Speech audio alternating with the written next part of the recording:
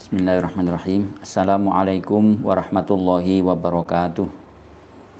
Bismillah, alhamdulillah, summassalatu wassalamu ala rasulillah wa ala alihi wa sahbihi amma ba'du. Pemirsa dimanapun berada yang kami muliakan, alhamdulillah kita bertemu kembali dalam acara kajian diniyah kontemporer Pesantren Kampus Ainul Yakin Universitas Islam Malang.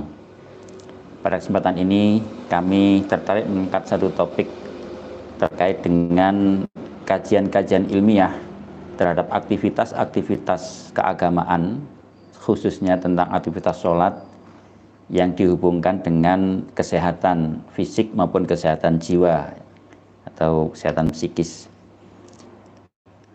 Ada satu review terhadap beberapa literatur yang berjudul A Review of the Literature on the Health Benefit on Salat. Jadi dua orang dokter ini dari rumah sakit di Jeddah, Dr. Majid Hamsi Pasha dan Dr. Hasan Hamsi Pasha. Ini yang satu di rumah sakit pemerintah di Jeddah, yang satu di rumah sakit tentara juga di Jeddah, dari Departemen Kardiologi, jadi ahli penyakit jantung, Dr. Hasan ini. Beliau mereview banyak literatur yang pernah diterbitkan dari beberapa dekade yang mencoba mengaitkan antara sholat dengan kesehatan fisik maupun kesehatan mental. Beberapa artikel yang beliau kutip misalnya dari Mayo Clinic University. Beberapa peneliti dari Mayo Clinic ini mencoba menghubungkan antara aktivitas-aktivitas keagamaan dengan kesehatan fisik. Itu ada sekitar 350 penelitian yang dikaji. Sedangkan penelitian terkait dengan kesehatan jiwa, mental health, ada sekitar 850 penelitian yang pernah diterbitkan, yang pernah dikaji. Nah, sebagian besar atau hampir semua hasil-hasil penelitian itu menunjukkan bahwa aktivitas keagamaan, jadi memang tidak secara khusus salat ini, dari sekian penelitian ini secara umum aktivitas keagamaan itu ternyata berhubungan erat dengan better health outcomes. Jadi bisa menghasilkan kondisi kesehatan yang lebih baik secara fisik maupun secara mental. Nah, ini yang menarik. Jadi artinya 1000 lebih penelitian dilakukan, ternyata punya hasil yang mirip, yaitu bahwa aktivitas-aktivitas keagamaan itu, khususnya keagamaan Islam ya, memang ternyata berkait dan bahkan berpengaruh pada kondisi kesehatan seseorang. Jadi bisa menghasilkan kesehatan yang lebih baik. Beberapa di antaranya greater longevity, jadi harapan hidup yang lebih panjang. Jadi rata-rata orang dengan aktivitas keagamaan yang baik itu usianya lebih panjang. Lalu ada lagi coping skills, jadi kemampuan untuk mengatasi masalah, termasuk untuk mengatasi kondisi sakit. Nah, ini orang-orang dengan aktivitas keagamaan yang baik, atau bukan hanya aktivitas, mungkin ya lebih dalam lagi ya, penghayatan terhadap keagamaan yang baik itu punya kemampuan coping yang lebih baik dibanding yang penghayatan keagamaannya kurang baik tentunya. Lalu juga health related quality of life, jadi kualitas hidup terkait dengan kesehatan yang lain secara umum. Bahkan di sini digambarkan termasuk ketika menghadapi terminal illness, orang-orang dengan kondisi sakit yang sudah tidak ada harapan lagi, itu ternyata salah satu, kalau dalam dunia medik itu palliative treatmentnya, penata laksanaan paliatifnya itu yang paling tepat atau paling bagus kalau melalui dengan aktivitas-aktivitas keagamaan. Nah, ini dari ribuan tadi penelitian yang sudah dikumpulkan. Bahkan juga dikatakan bisa mengurangi kecemasan, anxiety, bisa menurunkan depresi, dan bahkan juga mengurangi tingkat keputusasaan atau suicide, bunuh diri. Nah, maka dari sekian ribu lebih penelitian itu dihasilkan ternyata religion promotes the illness prevention, bahwa beragama itu ternyata bisa memprevensi atau menghindari atau mencegah kemungkinan terjadinya berbagai macam penyakit, termasuk juga coping with illnesses, kemampuan untuk mengatasi kondisi-kondisi sakit itu, atau bahkan recovery, upaya-upaya sembuh dari sakit itu. Ternyata peran agama menjadi sangat besar atau sangat penting. Nah, inilah kami kira yang menarik. Review ini baru diterbitkan di awal tahun 2021 di Medical Journal of Malaysia ya, yang menerbitkannya ini. Jadi ini cukup aktual, tetapi memang kajian-kajiannya cukup lama, dari beberapa dekade yang dikaji. Lalu ada statement yang juga menarik dari review artikel ini, bahwa aktivitas keagamaan yang intens, jadi high level of spirituality and religiosity, correlated with lower morbidity and mortality. Jadi orang-orang yang intens, yang bagus dalam aktivitas keagamaannya, ternyata berkorelasi kuat atau berhubungan dengan rendahnya tingkat morbiditas dan mortalitas, artinya sebaran penyakit dan bahkan tingkat kematian atau kefatalan dari satu penyakit. Keagamaan atau keagamaan yang tinggi tadi juga bisa meningkatkan kualitas hidup seseorang, meningkatkan well-being atau kesejahteraan, bahkan juga bisa menekan depresi, termasuk psychological stress atau cekaman-cekaman psikologik. Tentu kalau kita kaitkan dengan konsep-konsep keagamaan yang sudah banyak kita pelajari dari Al-Quran maupun hadis-hadis Rasul, memang beragama ini sebenarnya solusi yang ditawarkan oleh Allah kepada manusia ketika menghadapi berbagai problematika dalam hidupnya. Ini termasuk problema kesehatan.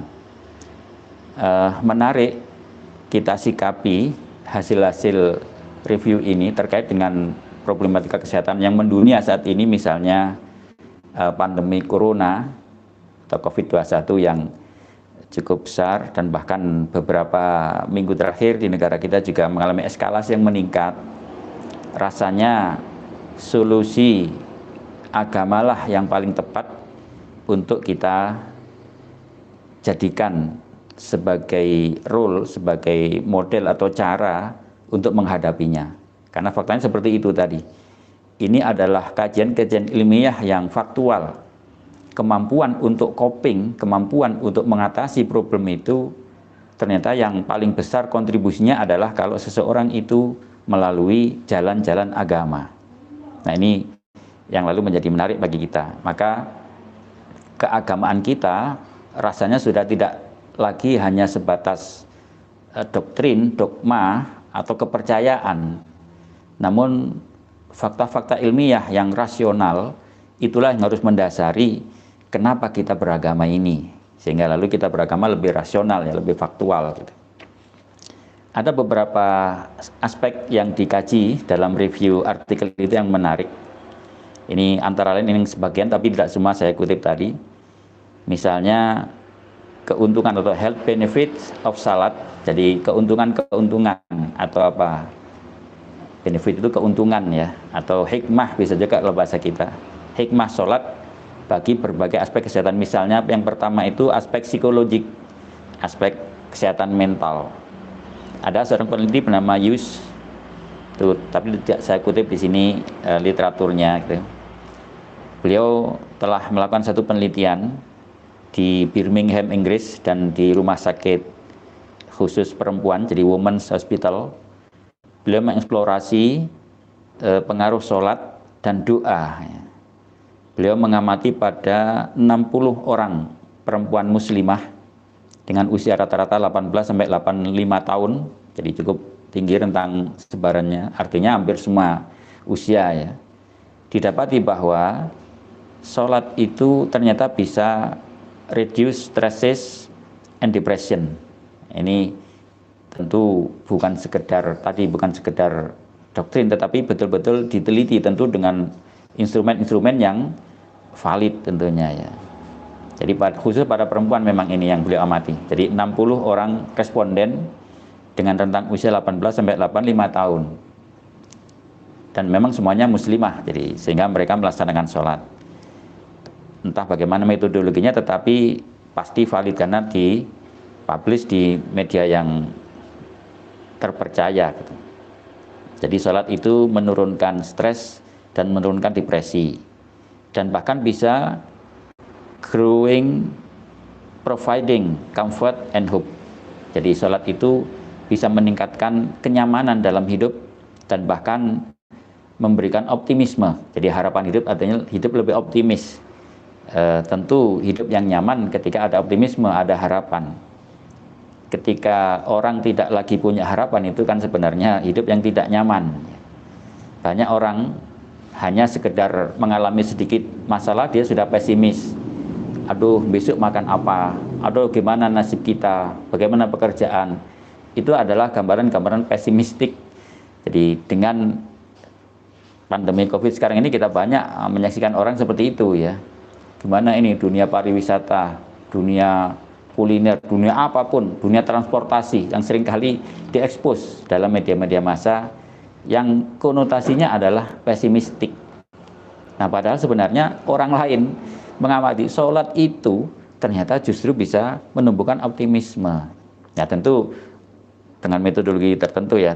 Jadi sholat yang dihayati, sholat yang betul-betul berkesan dan seterusnya. Misalnya khusyuknya dan seterusnya itu banyak sekali kalau di dalam konsep agama kita itu.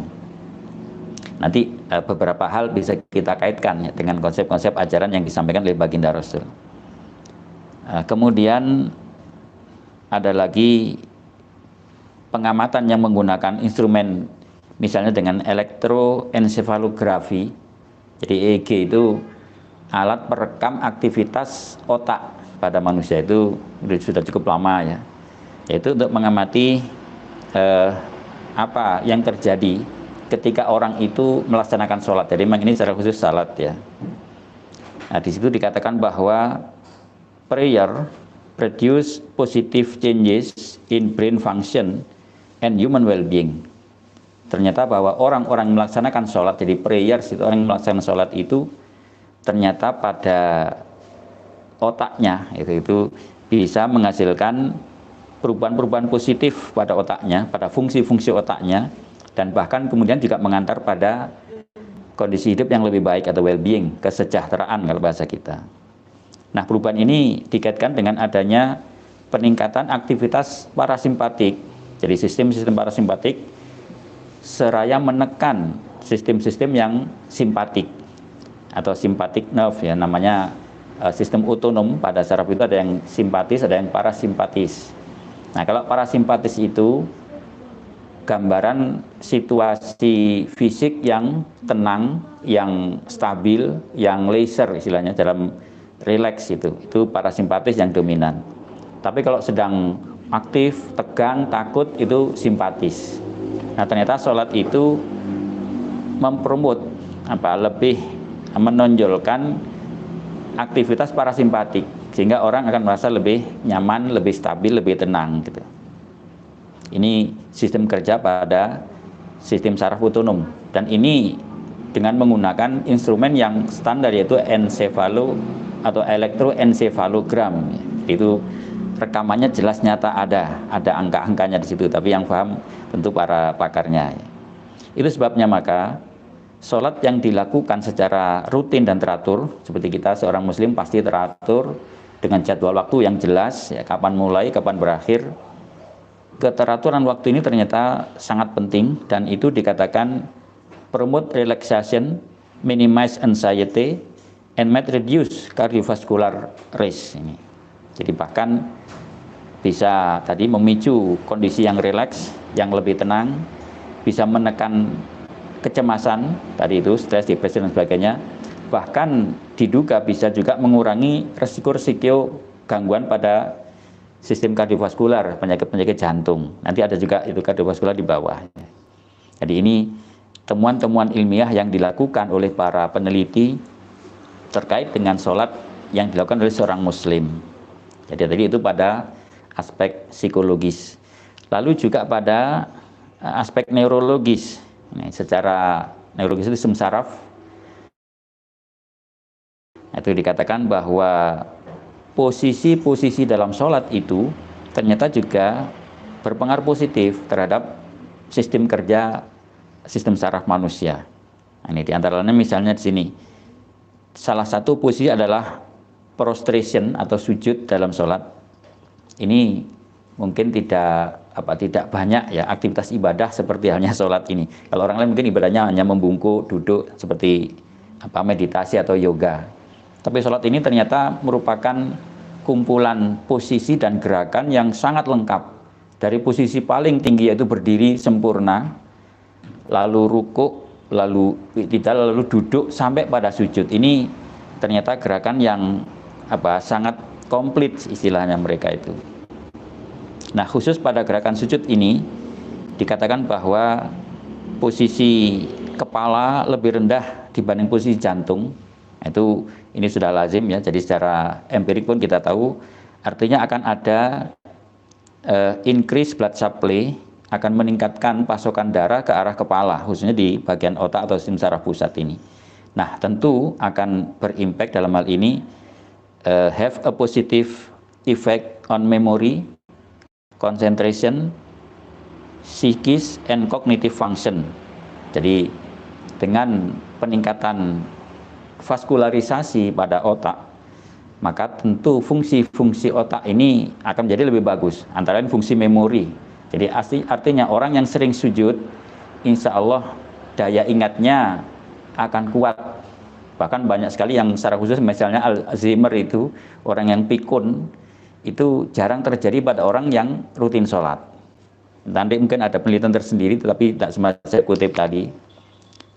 Misalnya ada yang mengatakan yang meneliti hubungan sholat dengan Alzheimer itu ada kurang lebih beberapa gitu yang dilakukan. Orang-orang yang tidak mengalami Alzheimer di usia di atas 60 tahun, jadi waktu itu dipakai usia ini ya tua orang begitu. Kebetulan memang pada orang muslim semua ya, jadi supaya sama. Jadi lalu orang-orang yang mengalami Alzheimer, jika diteliti berapa di antara yang mengalami Alzheimer ini yang rutin sholat, itu hanya 68 atau 65 saya lupa, 60%-an gitu. Jadi tentu memang tidak bisa kita misalnya yang sholat dan yang tidak sholat nanti akan tidak objektif. Jadi yang sama-sama sholat itu orang-orang yang tidak mengalami Alzheimer itu 97% memang dia rutin sholat dengan teratur. Nah, di kalangan kelompok yang Alzheimer, semuanya Alzheimer itu, ternyata yang rutin sholat itu hanya 60 sekian persen tadi itu. Nah, itu antara temuan mereka. Jadi makanya tadi daya ingat itu salah satunya karena ketika sujud itulah vaskularisasi ke otak kita menjadi lebih bagus. Lalu concentration juga, jadi konsentrasi lebih bagus, artinya daya nalar ya. Lalu juga psikis dan cognitive function, jadi fungsi-fungsi psikologik dan fungsi-fungsi kognitif. Jadi fungsi kognitif itu kesadaran, keseimbangan, itu namanya fungsi-fungsi kognitif, termasuk kemampuan berhitung dan sebagainya. Nah, itu menjadi lebih baik bagi orang-orang yang melaksanakan sholat secara teratur. Nah, ada yang menarik lagi pada sistem kardiovaskular. Ini juga kebetulan tadi kami ada kuliah di blog kardiovaskular, maka saya cari-cari kok menarik itu ya. Ternyata seorang peneliti juga mendapati bahwa gerakan-gerakan fisik dalam sholat itu ternyata juga bisa memberikan pengaruh positif pada sistem kardiovaskular. Tadi sebagian sudah disebut ya oleh Yosef tadi, oleh Yosel tadi yang di pertama itu. Tapi di sini lebih didetailkan lagi, salah satunya adalah bahwa gerakan-gerakan sholat itu akan bisa mencegah pembentukan trombus pada vena-vena. Jadi ada preventing deep vein thrombi. Kita tahu sistem vaskular kita itu ada sistem arterial, darah yang dari jantung ke seluruh tubuh. Kalau itu memang dipompa oleh jantung, sehingga pasti ada aliran sesuai dengan kekuatan jantung memompa. Tapi setelah dari jaringan untuk kembali ke jantung ini kan tidak ada pompanya. Nah, itu hanya mengandalkan katup-katup namanya. Di vena itu ada katup-katup vena, sehingga yang dari ujung kaki pun nanti bisa kembali ke jantung, karena ada katup yang hanya membuka ke satu arah ya. Ketika membuka ke atas, begitu akan kembali katupnya menutup sehingga tidak bisa kembali. Ini sehingga lalu kalau perjalanan darah vena, apalagi dari tubuh yang bawah itu pasti akan sulit. Nah, disitulah lalu ada potensi terbentuknya trombus, namanya itu sumbatan-sumbatan oleh berbagai bahan ya. Misalnya yang paling sering dikenal ya kolesterol yang berlebih, itu menjadi trombus nanti. Nah, ternyata gerakan sholat itu mulai berdiri, ruku, duduk, ada iftiros, ada tawarruk dengan posisi lutut yang ditekuk maksimal, itu beberapa peneliti juga menemukan akan sangat menjaga elastisitas dari katup-katup vena itu. Sehingga salah satunya misalnya kalau ada penyakit itu namanya varises, itu pembesaran pada vena di kaki, itu orang yang biasa sholat hampir pasti tidak akan terkena itu karena elastisitas katupnya terjaga. Nah, kalau di penelitian dikatakan kemungkinan trombus bisa dicegah, jadi insya Allah tidak akan terjadi sumbatan pada sistem vena atau arus darah balik mereka. Penelitiannya namanya Doves ini dan kawan-kawan. Ada, kalau nggak salah ada 2 literatur yang beliau buat ini. Lalu beliau juga meneliti tentang heart rate dan blood pressure. Jadi orang yang sholat itu diamati berapa denyut nadinya dan berapa tekanan darahnya. Nah, ini menarik. Beliau mengamati pada 30 Muslims subjek, ada 30 orang Islam yang dijadikan, atau yang tentu dengan berbagai ini ya, jadi pasti ada inform konsennya, memang setuju untuk jadi responden gitu, bukan responden tapi sebagai subjek, istilahnya subjek penelitian, karena ini memang ada intervensi, yaitu dilakukan pengamatan tekanan darah dan denyut nadinya, itu kan satu intervensi meskipun tidak sangat dalam. Nah, dalam penelitian yang dilakukan oleh Doves pada orang yang sedang melaksanakan sholat, lalu diukur tekanan darah dan denyut nadinya, itu beliau membuat 2 kelompok. Jadi ada kelompok orang yang sholat benar, jadi actually sholat seperti seorang muslim. Jadi sholat dulu ya gerakan, ya bacaan, membaca dan mungkin juga menghayati bacaan-bacaan itu. Lalu beliau juga membuat kelompok lain atau orang muslim yang sama kalau nggak salah ini, tetapi hanya bergerak saja tanpa membaca sesuatu. Jadi namanya di sini mimicking salat.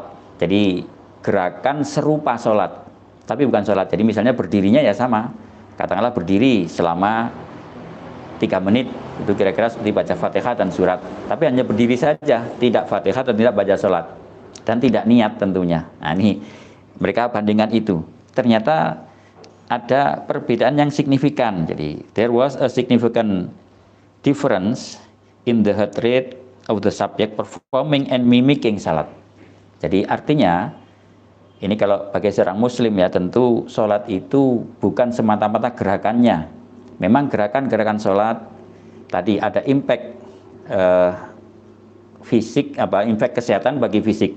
Tapi lebih dari itu, tidak hanya gerakannya, tapi justru bacaan dan penghayatannya. Ini yang diteliti oleh Doves ini.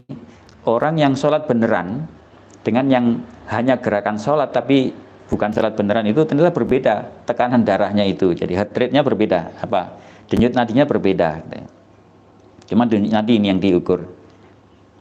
Cuma nggak disebutkan berapa-berapanya, tapi berbeda. Jadi artinya dalam kita melaksanakan sholat itu tentu holistik ya, menyeluruh. Jadi sholat itu ada gerakan, ada ucapan, ada penghayatan, ada kekhusyuan. Jadi konsentrasi dari apa yang dibaca itu. Nah, ternyata juga tadi menghasilkan denyut nadi yang berbeda. Itu yang menarik. Jadi artinya kalau implementasi bagi seorang muslim seperti kita ya kekhusyuan dan penghayatan sholat menjadi penting karena akan menghasilkan denyut nadi yang berbeda gitu. Nah, kemudian beliau juga membedakan jadi keseluruhan gerakan mulai berdiri, ruku atau membungkuk, duduk sampai pada sujud dan seterusnya itu di antara semua posisi sholat itu didapati bahwa tekanan, jadi tekanan darah tertinggi, tekanan sistoliknya itu paling tinggi ketika seorang itu berdiri. Jadi gerakan berdiri itu yang paling tinggi, sedangkan gerakan sujud itu tekanan darah yang paling rendah. Tapi tidak tahu ini diukur yang di bagian mana ya, cuman dikatakan blood pressure-nya atau systolic blood pressure-nya itu paling tinggi ketika berdiri dan paling rendah ketika sujud. Tapi tentu harus dijelaskan posisinya, teman ingat disebut ya.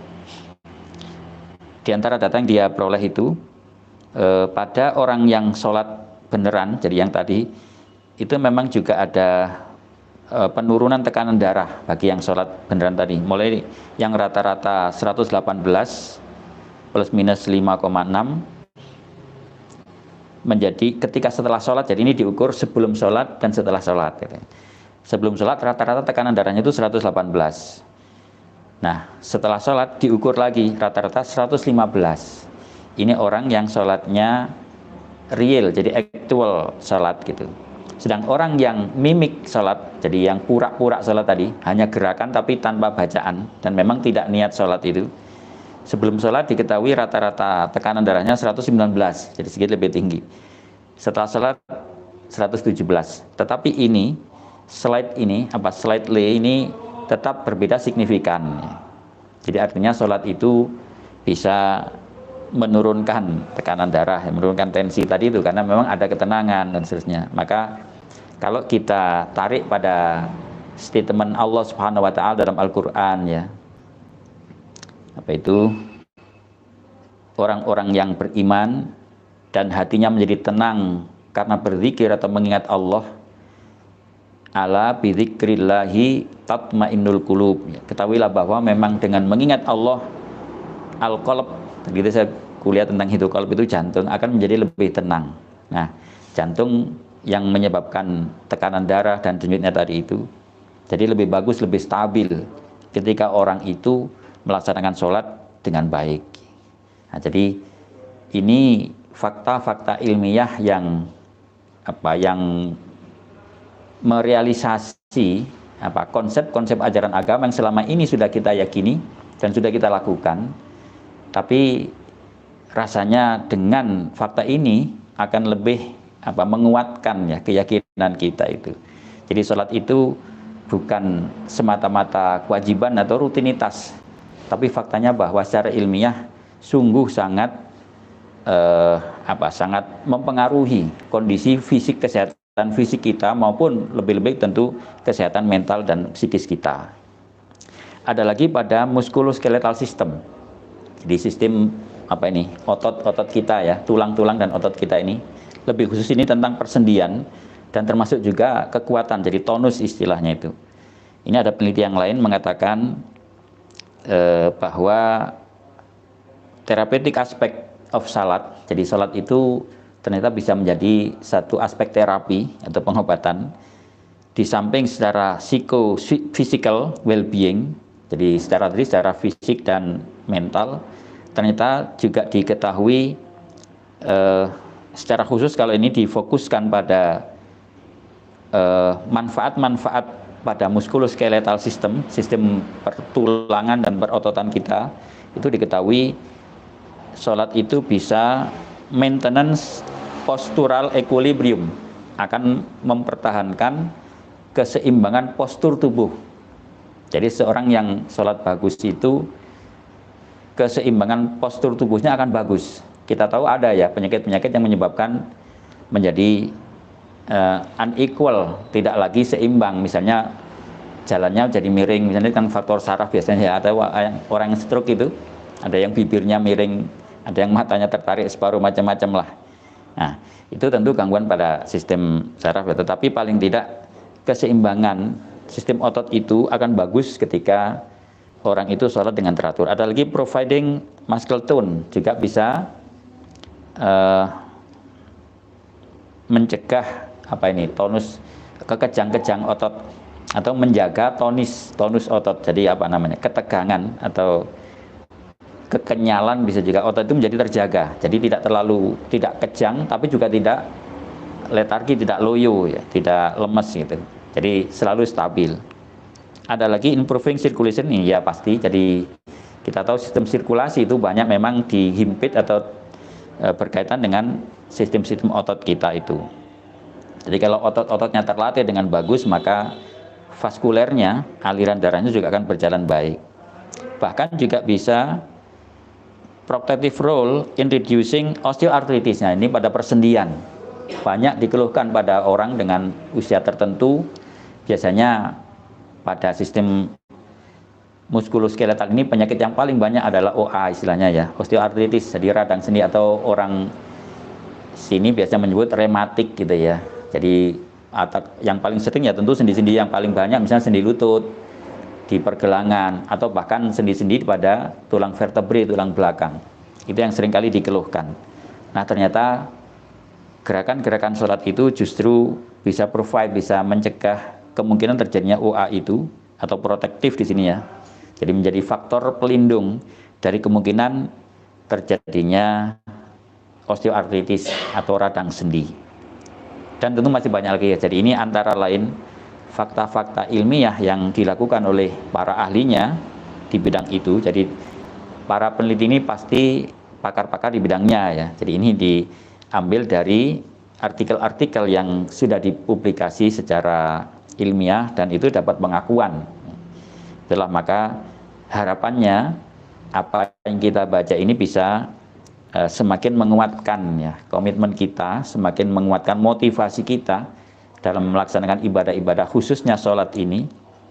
Begitu besar manfaat, begitu besar benefit yang diberikan. Makanya kalau dulu di kitab Tambil Ghafilin kalau nggak salah itu ada Syekh Nasr bin Muhammad mengutip kalau nggak salah juga statement Rasulullah ya dari sebuah hadis bahwa sholat itu sebenarnya pesta, istilah beliau itu. Jadi pesta yang besar yang dihelat oleh Allah Subhanahu wa Ta'ala kepada para hambanya. Allah memberi hidangan yang sangat beragam di situ. Jadi kalau pesta itu ada makanan, ada minuman. Nah, dalam sholat itu kata Nabi dikatakan Allah memberi hidangan kita juga sangat bervariasi, gerakan maupun ucapan, termasuk penghayatan dan kekhusyuan yang ditawarkan pada kita. Ketika kita membaca tasmiyah misalnya, itu zikir menyebut. Tapi di situ juga ada doa, misalnya ada iyyaka na'budu wa iyyaka nasta'in, ada harapan di situ. Lalu ada lagi permohonan agar selalu dibimbing, ihdinas siratal mustaqim.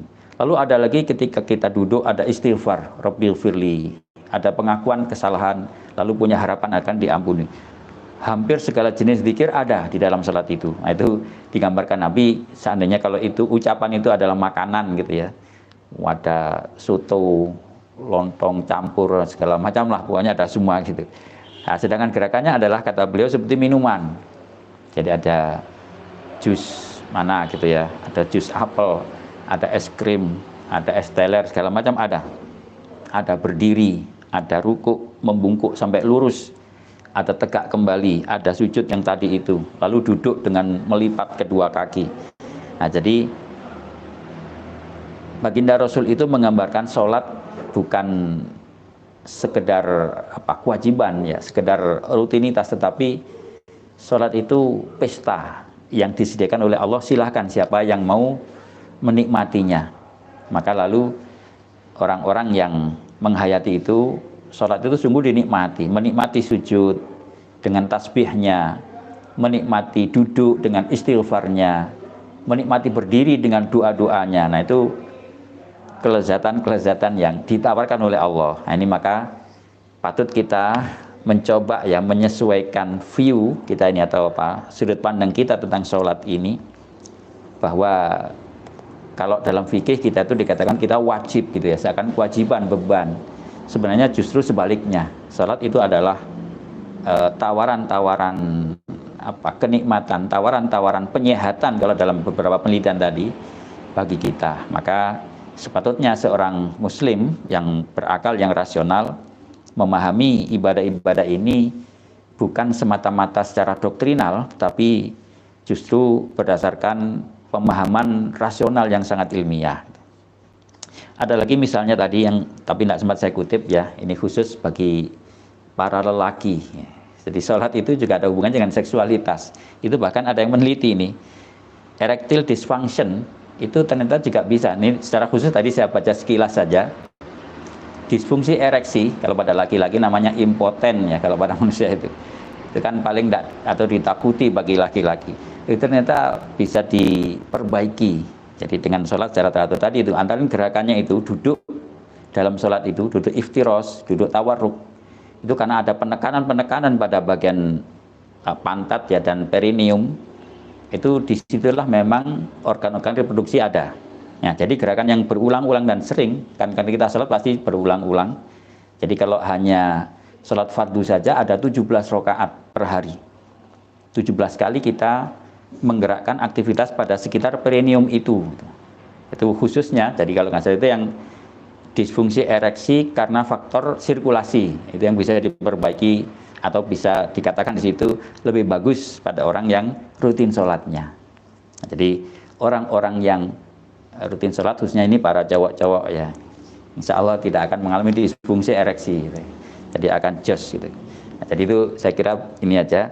Nah, tetapi secara keseluruhan bahwa demikian banyak hikmah-hikmah, kalau di sini kata benefit, fadilah, keuntungan dari sholat itu, maka sudah sempatasnya sebagai seorang muslim, pemilik sholat, kita lalu memahami dan menghayatinya bukan semata doktrin, tetapi lebih rasional kita pahaminya ya. Fakta-fakta ilmiahnya memang seperti itu. Nah, maka mudah-mudahan ini bisa meningkatkan motivasi semangat kita untuk bisa lebih khusyuk lagi, lebih baik lagi dalam sholat kita. Mudah-mudahan juga sholat-sholat kita semakin menyehatkan jiwa kita, semakin menyehatkan fisik kita. Ya. Amin ya rabbal alamin. Mudah-mudahan disertai inayah dari Allah Subhanahu wa taala, kita semua terus ditolong oleh Allah bisa menjadi lebih baik dalam melaksanakan sholat kita, sehingga menjadi lebih bagus dan lebih meningkat kualitas hidup kita. Amin ya rabbal alamin. Demikian kurang lebihnya mohon maaf. Allahul muwaffiq ila aqwamit thoriq. Assalamualaikum warahmatullahi wabarakatuh.